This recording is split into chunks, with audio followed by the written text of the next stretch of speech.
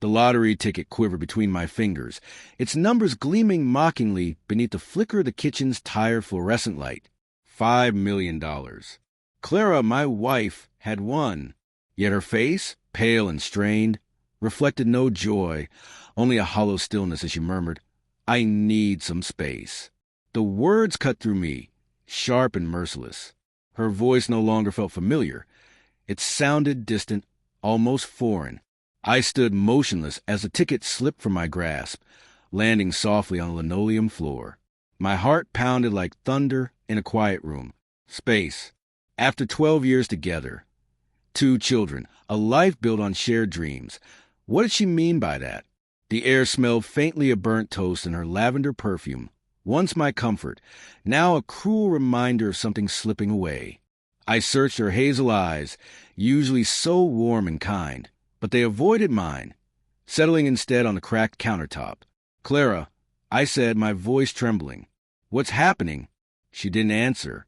She just turned toward the sink, shoulders hunched as if the weight of the world pressed down on her, the weight of something heavier than $5 million ever could. That night, I lay awake in our creaking bed. Her side was empty. She'd gone out, saying she needed to clear her head. I was left alone with the hum of the refrigerator and the relentless ticking of the clock. My mind wouldn't stop spinning. Her words echoed again and again. Lately, her phone had been buzzing constantly, lighting up with messages she'd hurried to dismiss before I could glance over. I'd told myself it was stress, exhaustion, anything but what I feared. But that doubt gnawed at me like termites in the foundation of our home. By morning, sunlight filtered through the blinds, throwing jagged stripes across the living room. Clara sat on the couch, twisting a dish towel in her hands. Her wedding ring caught the light, mocking me. "We need to talk," she said softly.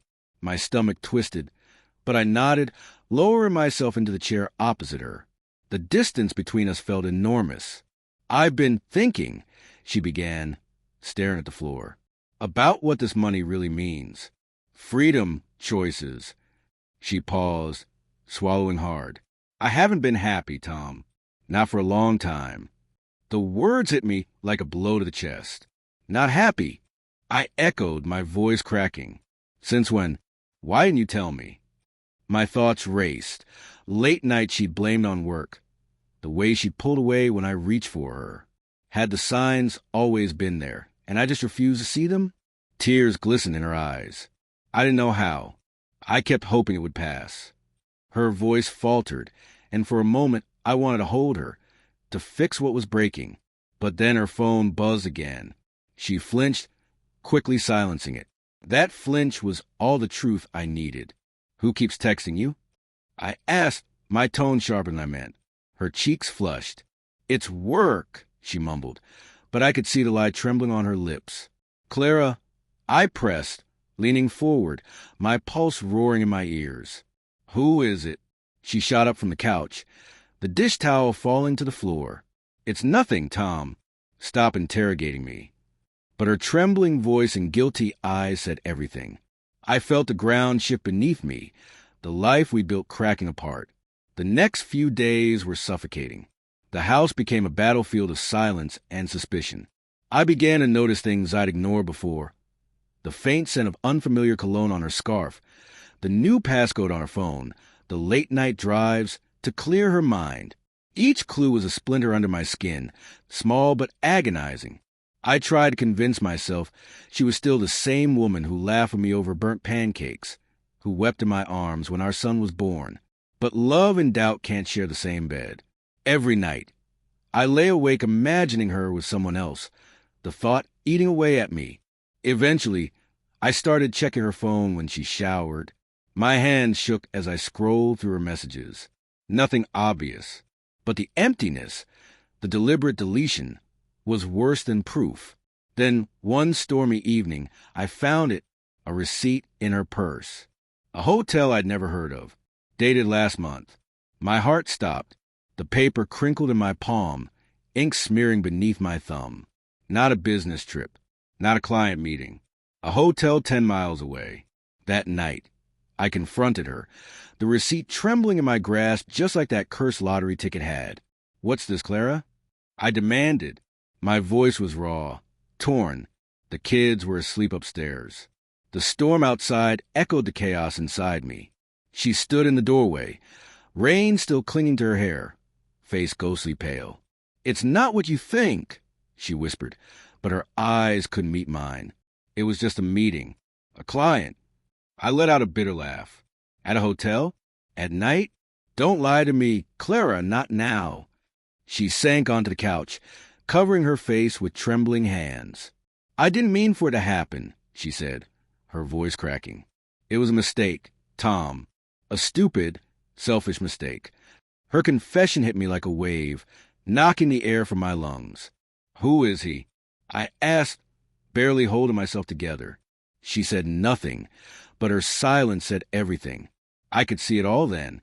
The stolen moments, the lies woven into our everyday life. I stumbled to the window, staring out at the rain-slick street, my reflection hollow and unfamiliar. "Why?" I whispered. "Wasn't I enough?" She sobbed, shaking uncontrollably. But I couldn't bring myself to comfort her. "It wasn't you," she managed between tears. "It was me." I felt trapped. The money, it made me realize I could leave, start over. The lottery, the thing that was supposed to save us, had become her way out. $5 million. That's what freedom cost her. And it cost me everything. I walked out into the storm, rain soaking through my clothes, my shoes sinking into the mud. I didn't know where I was going, only that I couldn't stay surrounded by her lies. Memories flashed through my mind, her laughter, her touch, our promises, and I wondered how much of it had ever been real. Love had blinded me. Betrayal had forced my eyes open. Days later, I found the final truth, a letter tucked in her desk, addressed to me but never sent. "Tom," it began, "I'm sorry. I met him last year at work. It was nothing at first, but then it became everything. I don't know who I am anymore." My tears blurred the ink, but the last line burned into me. "I'm taking the money. I'm leaving. Forgive me." She was gone the next morning. The house was silent, empty except for the echo of her absence. The lottery ticket still lay on the counter, a cruel reminder of all I'd lost. $5 million. The price of my trust, my love, my future. As I stood alone, rain pattering against the windows, I realized the worst betrayal wasn't fair. It was her choice to take the money and leave me with the ruins of a life I no longer recognized.